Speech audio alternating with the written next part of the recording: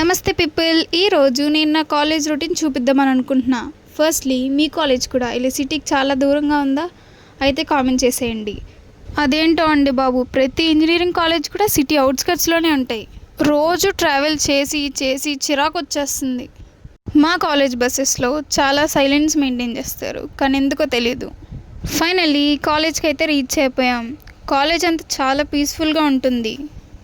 కాలేజ్లోకి అయితే ఇప్పుడే ఎంటర్ అయ్యామండి. మా కాలేజీని చూస్తే సేమ్ ప్యాలెస్ లాగే ఉంటుంది. చూసారా, అదిరిపోయింది కదా. ఇంక బస్ దిగేసి డిపార్ట్మెంట్కి అయితే వచ్చేసానండి.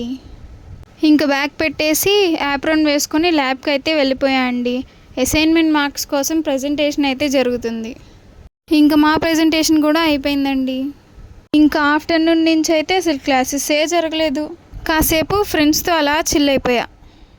ఇంకా 4 అవ్వగానే బస్సెస్ పెట్టేశారు. ఫాస్ట్గా విండో సీట్ కోసం అయితే వెళ్ళిపోయాం. మీరు కూడా బస్సులో ప్లేసెస్ కోసం ఇలాగే పరిగెడతారా? అయితే కామెంట్ చేసేయండి. ఇంకా ఇదండి ఈరోజు mini vlog. Thank you for watching. Bye bye.